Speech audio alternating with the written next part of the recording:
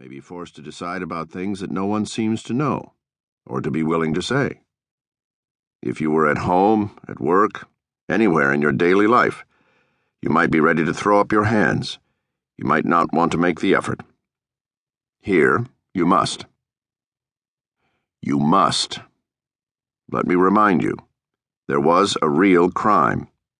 No one will dispute that. There was a real victim, real pain. You do not have to tell us why it happened. People's motives, after all, may be forever locked inside them. But you must at least try to determine what actually occurred. If you cannot, we will not know if this man deserves to be freed or punished.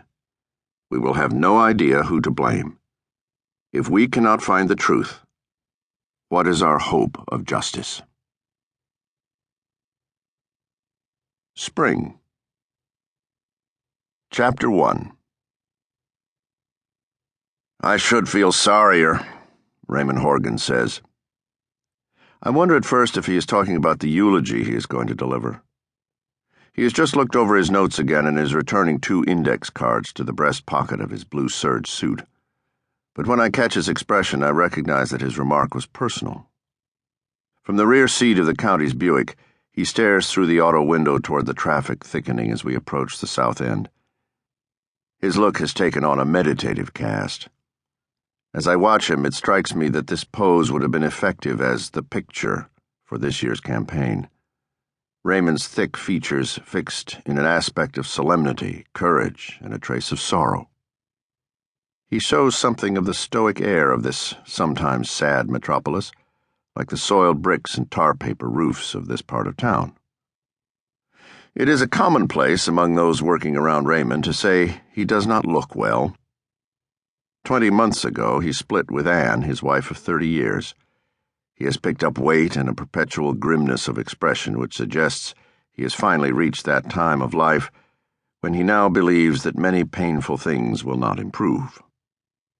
A year ago, the wagering was that Raymond did not have the stamina or interest to run again, and he waited until 4 months before the primary to finally announce. Some say it was addiction to power and public life that made him proceed. I believe the chief impulse was Raymond's outright hatred of his primary opponent, Nico Della Guardia, who was until last year another deputy prosecuting attorney in our office.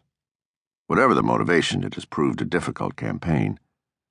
While the money lasted, there were agencies involved and media consultants. 3 young men of dubious sexuality dictated as to matters such as the picture, and saw to it that this image of Raymond was applied to the backside of one of every 4 buses in the city.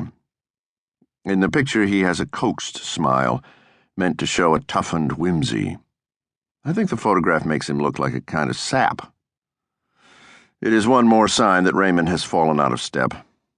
That is probably what he means when he says he should feel sorrier. He means that events seem to be slipping past him again. Raymond goes on talking about Carolyn Polhemus's death 3 nights ago on the 1st of April. It's as if I can't reach it. I have Nico on one side making out like I'm the one who murdered her, and every jackass in the world with press credentials wants to know when we're going to find the killer. And the secretaries are crying in the johns. And in the end, there's this woman to think about. Christ, I knew her as a probation officer before she graduated law school.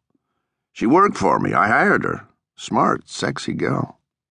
Hell of a lawyer. And you think about it eventually, the actual event. I think I'm jaded, but Jesus. Some cretin breaks in there. And that's how she ends up. That's her au revoir? With some demented slug cracking her skull and giving her a jump? Jesus, Raymond says again. You can't feel sorry enough. No one broke in, I finally say. My sudden declarative tone surprises even me.